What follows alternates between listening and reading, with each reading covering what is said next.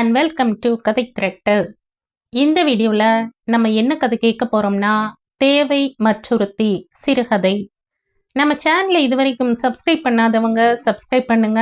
பக்கத்தில் இருக்கிற பெல் ஐகானை கிளிக் பண்ணி ஆல்ங்கிற ஆப்ஷனை ப்ரெஸ் பண்ணுங்க. ஸோ தட் நான் போடுற கதைகளை உடனுக்குடனே நீங்கள் கேட்கலாம். வாங்க கதைக்குள்ளே போகலாம்.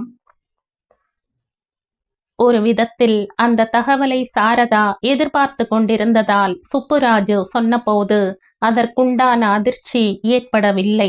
ஆனால் ரொம்ப வருத்தமாக இருந்தது. சுப்புராஜு அவளை நேராக பார்க்காமல் ஒருவாறு கண்ணை சுருக்கி கொண்டு சிறிதே அவமானத்துடன் தான் சொன்னான். அவரு நிச்சயம் தவறாம தினம் அந்த வீட்டுக்கு தான்க்கா போறாரு. ஆபீஸ்ல இருந்து பெரும்பாலும் 3 மணிக்கு கிளம்பிட்டு அங்க போயிடுறாரு. ராத்திரி எப்ப வீட்டுக்கு வர்றாரு? 9, 9:30. அது வரைக்கும் அங்கதான் இருக்காரு. ஓப்பனா கார்ல போயிட்டு வராங்க. தினம் வீடியோ கேஸ்ட் வாங்கிட்டு வராங்க. பாக்குறாங்க போல. அவளை பாத்தியாடா சுப்பு? பார்த்தங்கா. உன்னை விட சின்னவ. கருப்பா செவப்பா அழகா குண்டா எப்படிடா இருக்கா? எனக்கு என்னவோ அப்படி ஒன்றும் பெரிய ரூபவதின்னு சொல்ல முடியல. கொஞ்சம் ரெட்டை நாடி பெருசா பொட்டு வச்சுக்கின்னு பார்த்தாலே அப்படியே 2 கன்னத்தையும் பிடிச்சு கிழிக்கலாம்னு ஆத்திரம் வருதுக்கா. அத்தானுக்கு எப்படி புத்தி இப்படி போகுது? உனக்கு என்ன குறை? விதிடா. ரமேஷுக்கு தெரியுமா? தெரியாது. தெரிஞ்சாலும் அவன் மனசுக்குள்ளதான் வச்சுப்பான். 12 வயசுக்கு அவனுக்கு எத்தனை அழுத்தம்.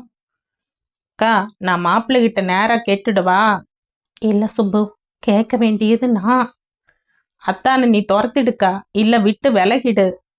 விலகி வந்தா நீ என்னை வச்சுக்கிட்டு சோறு போடுவியா சுப்பு?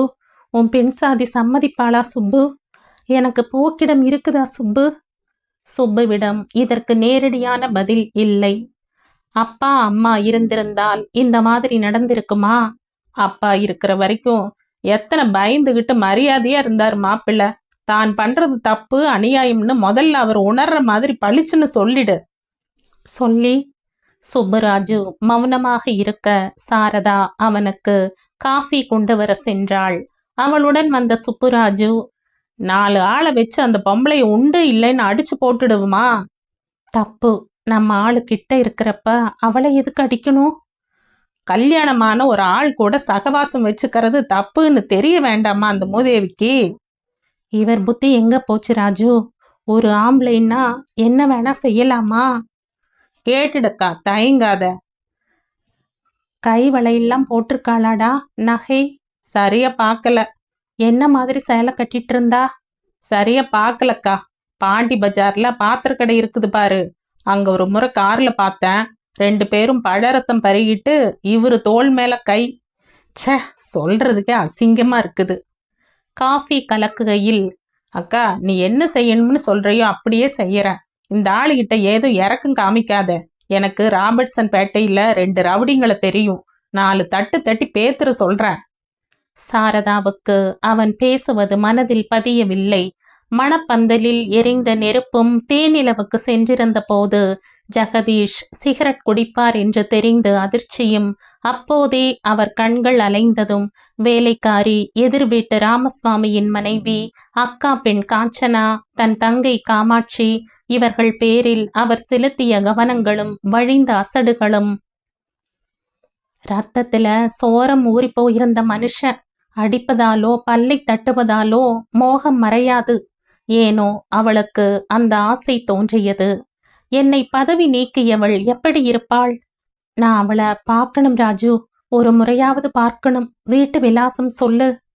வேண்டாங்க்கா, அங்கெல்லாம் போகாத. மரியாதை கெட்டு போயிடும். அந்த மாதிரி பொம்பளை என்ன வேணா பேசுவா. எத்தனை நாளா இந்த மாதிரி நடக்குதுக்கா? தெரியாதுப்பா. ஒரு ஆம்பளை வெளியே போனா வீட்டுல இருக்கிறவ பொந்துல இருக்கிற மாதிரி. அவன் திரும்பி வர வரைக்கும் மனைவிக்கும் விசுவாசமா இருக்காருன்னு நம்பிக்கைதான். இந்த ஆளு வீட்டுக்குள்ளேயே விசுவாசம் இல்லாம இருந்தவரு. வேலைக்காரியோட சேலையை உருவறத கண்ணால பார்த்திருக்கேன். அப்பவே பளிச்சுன்னு பல்லுல போடுறாப்புல சொல்லி இருக்கணும். சொன்னேன்டா. என்ன சொன்னாரு? இனிமே பண்ண மாட்டேன், மன்னிச்சிடுன்னாரு. உடம்பு பூரா பொய். 1 மாசம் அவர் கூட பேசாம இருந்த. என்ன செய்ய? வீட்டுல இருக்கிற சகிக்க முடியாத தனிமை. பேசி தொலைக்க வேண்டி இருக்குது. மற்ற பேருங்களுக்காவது சப்பக்கட்டு கட்ட வேண்டி இருக்குது. ரமேஷ் கேட்குறான் இல்ல, ஏமா அப்பா கூட பேச மாட்டேங்கிறேன்னு. இந்த ஆளை எப்படி வழிக்கு கொண்டு வர்றது? அதான் யோசிக்கிறேன் என்றாள். கண்களில் நீர் தன்னிச்சையாக வடிய, அழாதக்கா என்றான் சுப்புராஜு. சாரதா நிறைய இதை பற்றி யோசித்திருக்கிறாள். கண்ணுக்கு முன்னால் நடக்காதவரை ஏன் கவலைப்பட வேண்டும்? வீட்டுக்கு வெளியே ஏதோ ஒரு மாலையில் ஏதோ ஒரு வீட்டில் என் கணவன் யாரோ ஒரு சிரிக்கையுடன் பேசுகிறான் என்பதால் நான் எவ்விதம் பாதிக்கப்படுகிறேன்? எனக்கு என்ன வலியா, காயமா? இல்லை, மனதில் காயம். மனம் எப்படி காயப்படும்? தம்பி வந்து சொன்னதால் தானே வம்பு. சொல்லாமலே இருந்தால் அல்லது கேட்காமலே இருந்தால்? துரோகம், மனவலி என்பதெல்லாம் மனசை பொறுத்தது. மனசை கல்லாக்கிக் கொள் என்று அம்மா எத்தனை தடவை அறிவுரை சொல்லியிருக்கிறாள்? யோசித்தால் அது அல்ல அவள் வருத்தம். அவளுடைய பெண்மைக்கு, ஆதாரமான பெண் தன்மைக்கு இழைக்கப்பட்ட அநீதி இது. அவள் அழகில்லை, மற்றொருத்தி அவளை விட விரும்பத்தக்கவள் என்கிற சித்தாந்தம் தான் ஜீரணிக்க முடியாதது. கணவன் கல்யாணம் செய்து கொள்ளும் போது அவன் எழுதப்படாத பல விதிகளுக்கு இசைகிறான். அவற்றில் முக்கியமானது உன்னை விரும்புவேன், உன்னையே நாடுவேன் என்பது. இந்த விதி மீறப்படும் போதுதான் மனைவி மிகவும் பாதிக்கப்படுகிறாள். காரணம் பொருளாதாரம். இந்திய மனைவிக்கு கணவனை விட்டால் வேறு புகலிடம் இல்லை. கணவன் தான் அவளுக்கு சோறு, நிழல், உடையெல்லாம். இந்த அஸ்திவாரம் கலையும் போது அவள் மிகவும் அடிபடுகிறாள். தனியாக வாழ முடியுமா என்னால்? என் கை வளைகளை விற்று ஜீவனாம்சம் கோரி வேலைக்கு சென்று ரமேஷை படிக்க வைத்து அவன் சம்பாதிக்கும் வரை? அதற்கெல்லாம் மனோதிடம் அவளிடம் இல்லை. தனியாக பஸ் விசாரித்து போனதில்லை. தனியாக ஒரு சினிமா இல்லை. மற்ற ஆண்களுடன் கணவன் இல்லாத போது பேசியதில்லை. கணவன் இல்லாத போது அலங்காரம் கூட இல்லை. இந்த மாதிரியான வீட்டு மனைவிகளின் மந்தையில் ஒருத்தி நான். If you can't cure, if endure it. Jagadish வழக்கம் போல ராத்திரி 9:30க்கு வந்தான். சட்டையை கழற்றி ஹேங்கரில் மாட்டும்போது சுவாசத்தில் ஆல்கஹால் வாசனை இருந்தது. நேராக படுக்கை அறைக்கு செல்ல, சாப்பிடல? சாப்பிட்டாச்சு. வெளியே சாப்பிட்றதா இருந்தா முன்னமே சொல்லக்கூடாதா? நான் பைத்திய மாதிரி முழு சோத்தை வடிச்சு வச்சு. நிமிர்ந்து பார்த்து, இப்ப என்னங்கிற? நான் சாப்பிடணும், அவ்வளவுதானே, போடிலைய. அவனையே ஆழ்ந்து பார்த்து, நீங்க பண்றது நல்லா இருக்கா? என்ன? அந்த பொம்பளை வீட்டுக்கு தினம் போயிட்டு வரீங்களே? எந்த பொம்பளை? அதான், அவதான். பேர் சொல்லு. நீங்க பண்றது நியாயமா சொல்லுங்க. இல்லாததும் பொல்லாததும் எல்லாருமே சொல்வாங்க. எந்த பொம்பளை, என்ன பேரு? சரதா, நீ மத்தவங்க சொல்றத நம்பாத. கண்ணால பார்த்தத? எங்க பார்த்த? எப்ப பார்த்த? நான் பார்க்கல, தம்பி பார்த்தான். என்ன பார்த்தான்? கேட்கவே நல்லா இல்ல. சரதா, உன் தம்பிய பாண்டி பஜார்ல வச்சு நானும் தான் பார்த்தேன். பின்னாடி ஒரு பொம்பளை கூட. அது அவன் மனைவி. தினம் ஒரு மனைவியா? முகஜாட மாறுதா? இல்லாததும் பொல்லாததும் சொல்லாதீங்க. அதேதான் நானும் சொல்றேன். உன் தம்பி சொன்னது அத்தனையும் நிஜம்னு நம்பாத. நடந்தது இதுதான். அந்த பொண்ணு என் ஆபீஸ் கலீக் ஒருத்தரோட சிஸ்டர் இன்லா. இந்த ஊருக்கு புதுசா வந்திருக்கா. வழக்கம் போல விவரமாக பொய் சொல்ல ஆரம்பித்தான். தேதி, பேர், இடம், பஸ் நம்பர் போன்ற பல்வேறு விவரங்களுடன் ஜோடனை. அவளுக்கு மிகவும் பழகி போய்விட்ட பொய் பந்தல். இப்ப கிளியர் ஆச்சா? அவள் மௌனமாக இருக்க, அந்த பொண்ணு ஊருக்கு போயாச்சு. இனிமே அந்த சந்தேகத்துக்கும் இடம் இல்ல. உங்களை விட்டு எப்பவோ ஓடியிருப்பேன். ரமேஷுக்காக பொறுத்துட்டு இருக்கேன். இப்ப என்ன நடந்துச்சுன்னு தெரியலையே. எல்லாம் தெரியும். உங்களுக்கு எல்லாம் பாசாங்கு. அதெல்லாம் ஒண்ணுமில்ல, தூங்கு. அருகே ஜெகதீஷ் குரட்டை விட்டு தூங்க, ராத்திரி தூக்கமின்றி இருட்டில் கண் விழித்து படுத்திருந்த போது சட்டென்று அவளுக்கு அந்த யோசனை ஏற்பட்டது. எனக்குத்தான் அப்பா இல்லை, அம்மா இல்லை. ஜெகதீஷுக்கு இருக்கிறார்களே.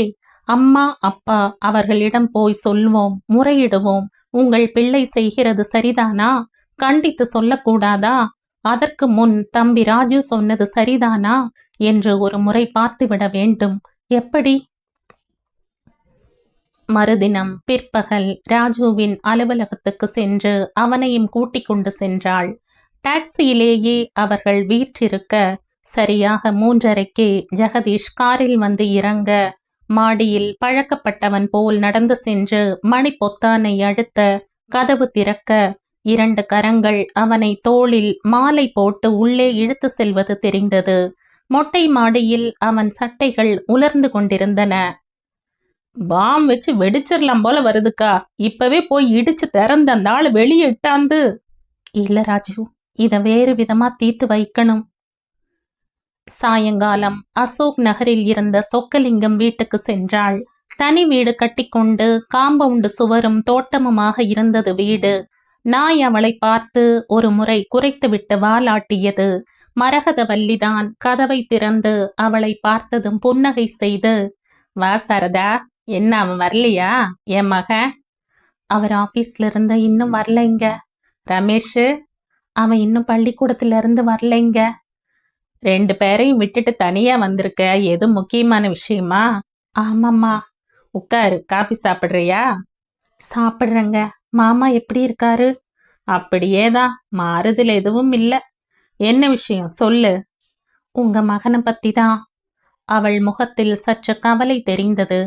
என்ன, ஏதாவது உடம்பு கிடம்பு சரியில்லையா? அது இல்லைங்க, உங்க மகன் மற்றொருத்தியோட சகவாசம் வச்சிருக்காங்கம்மா. நான் ரொம்ப யோசிச்சு என்னால பிரச்சனைய சமாளிக்க முடியாததால தாங்க பெரியவங்க உங்ககிட்ட வந்திருக்கேன். எனக்கு உங்களை விட்டா யாரும் இல்லைங்க. மற்றொருத்தின்னா ஆபீஸ்லையா? இல்லைங்க, ரெகுலரா சின்ன வீடும்பாங்களே அந்த மாதிரி. தினம் ஆபீஸ் விட்டா அங்கதான் போறாரு. ராத்திரி 10 மணிக்கு தான் வீட்டுக்கு வராரு. ஞாயிற்றுக்கிழமைகள்ல காலையிலேயே போயிடுறாரு. யார் அந்த சிறுக்கி? பேர் விவரம் எல்லாம் விசாரிக்கிறதுக்கு முன்னாடி உங்ககிட்ட புத்தி கேட்க வந்திருக்கம்மா. மாமியாரின் கைகளை பிடித்து கொண்டு, அம்மா எனக்கு ஒரு வழி சொல்லுங்கம்மா, ரொம்ப குழப்பத்துல இருக்கேன். பைத்தியம் பிடிச்சிடும் போல இருக்குது. வயத்துல ஸ்திரமா ஒரு கனம், ஒரு பயம் வந்துருச்சு. அம்மா, உங்க வீட்டுக்கு மருமகளா வர்றப்ப 15 வருஷங்களுக்கு முன்னால என் மக ரொம்ப நல்லவன், தப்பு தண்டா கிடையாது, பொய் கிடையாது, ஒரு கெட்ட பழக்கம் கிடையாது. நீங்க எல்லாமே தப்புமா, உடம்பு பூரா பொய்யுமா. உங்களுக்கு இது ஒரு மாதிரி அதிர்ச்சியா இருக்கலாம், ஆனா உண்மை இதுதான். வீட்லயே பாட்டில் சிகரெட் எல்லாம் வச்சிருக்காரு. எல்லாமே ஒளிவு. நீ கேட்க கூடாதா? கேட்டா விஸ்தாரமா பொய் சொல்வாரு. என் ஃப்ரெண்ட் ஒருத்தன் வச்சுக்கன்னு கொடுத்தா அது இதுன்னு. இதெல்லாம் விடுங்க, சின்ன விஷயம். பொம்பளை சபலம். கல்யாணமான மறு தினத்துல இருந்து கவனிக்கிறேன். இது வரைக்கும் 8 அல்லது 9 முறையாவது பல்வேறு சம்பவங்களை என்னால விவரிக்க முடியும். வேலைக்காரி, பக்கத்து வீட்டுல புதுசா கல்யாணம் பண்ணிக்கிட்டு வந்தவங்க, என் தங்கச்சி, இப்படி ஒழிஞ்சு போகட்டும்னு எத்தனை முறைதான் விட்டு வச்சாலும் கடைசியில இப்ப மனைவி என்கிற என் ஸ்தானத்துக்கே ஆபத்து வந்துடுச்சுமா. மன்னிச்சுக்கங்க. உங்க மகனை பத்தி பொறுக்க முடியாம தான் இந்த புகார். என்கிட்ட நல்லவர்னு சொன்னீங்கம்மா. ஒண்ணு உங்க மகனையே உங்களுக்கு தெரியல, இல்ல நீங்களும் சேர்ந்து பொய் சொல்லியிருக்கீங்க. நெஞ்சில கை வச்சு சொல்ற, நிராகரிப்புல இருக்கிற கொடுமை வேற எதுலயும் இல்லைம்மா. ஒரு பெண் என்கிற ஆதாரமான அந்தஸ்து கலைஞ்சு போறப்ப எனக்கு எங்க நடுத்தெருவுல விட்டுடுவாரோன்னு பயமா இருக்குது. என்னை என்னம்மா செய்ய சொல்ற? உங்க மகனை கூப்பிட்டு புத்தி சொல்லுங்க முதல்ல. இல்ல என்னையும் உங்க பேரனையும் இந்த வீட்டுல ஏத்துக்குங்க. எனக்கு அந்த பொய் மனுஷரோட குடித்தனம் செய்ய விருப்பம் இல்லை. மரகதவல்லி யோசித்தாள்.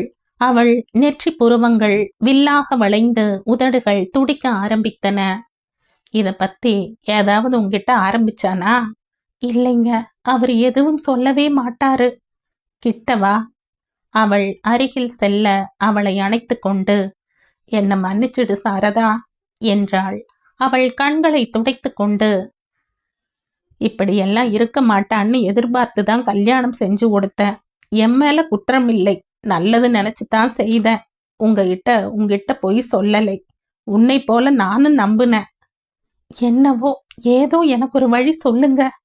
சொல்ற, உனக்கு ஒரே வழிதான் இருக்குது, உள்ளவா. அடுத்த அறையில் மாமனார் படுத்திருந்த அறைக்கு அழைத்து சென்றாள். பக்கத்தில் ஸ்டூலில் நிறைய மருந்து மாத்திரைகளும் பெட் பேனும் டிரான்சிஸ்டரும் கொசுவலையுமாக மாமனார் படுத்திருந்தார். கண்கள் கலங்கிப் போய் ஒரே திசையில் பார்த்திருந்தன. முகத்தில் முள் தாடி. அருகில் சென்று மார்பை தட்டினாள். எழுந்திருங்க, சாரதா வந்திருக்கால்ல. சாரதாவை அவர் மெதுவாக பார்த்து கை கூப்ப முயல பார்கின்சன் தனமாக கைகள் உதற ஆரம்பித்து அடங்குவதற்கு ஒரு நிமிஷம் ஆயிற்று.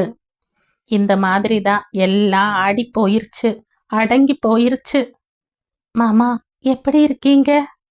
ஜெகதீஷ் வரலையா என்றார் பிரயத்தனமாக. வரலை. அந்த பதிலுடன் திருப்தி அடைந்தவர் போல கண்மூடிக்கொண்டார். இவரை பார்த்த இல்ல, அடிபட்டு விழுந்தவர் போல. நீ என் மவனை பத்தி விவரிக்கும்போது எனக்கு திக்குன்னுச்சு. நீ விவரிச்சது அத்தனையும் இவருக்கும் பொருந்துச்சு. அதே வம்பு, அதே மச்சினி சகவாசம், அதே பொய். 8 வருஷம் ஒரு குசினிக்காரியோட தனி வீடு வச்சுண்டு குடித்தனம் நடத்தினாரு. அம்மா சாரதா, இந்த வம்சத்திலேயே இந்த பழக்கம் இருக்குதுமா. இப்ப எப்படி கிடக்கிறார் பாரு. அந்த பொய் சுமக்கிறவங்க நாம. சாரதா, எனக்கு ஒரு வழி சொல்லுன்னு கேட்ட. நமக்கெல்லாம் ஒரே ஒரு வழிதாம்மா. சற்று நேரம் மௌனத்துக்கு பிறகு, காத்திருக்கிறது. என் மகனும் இவரை போல ஆடி அடங்கி ஒடிஞ்சு போய் இளமை கரைஞ்சு நரை வந்து டயபெட்டிஸ், டென்ஷன், பிரஷர் எல்லாம் வந்து அவனை வீழ்த்தி உன் காலடியில் வந்து விழுவான். அப்பத்தான் உன் புருஷன் உனக்கு முழுசா கிடைப்பான். அது வரைக்கும் காத்திருக்கணும். வேற வழி இல்ல. நம்மால எதிர்நீச்சல் போட முடியாது. சாரதாவை வாத்சல்யத்துடன் அணைத்து கொண்டாள். என்னங்க, பாத்ரூம் போகணுமா? ஆமா என்று சொக்கலிங்கம் அவளை கை கூப்பி வணங்கினார்.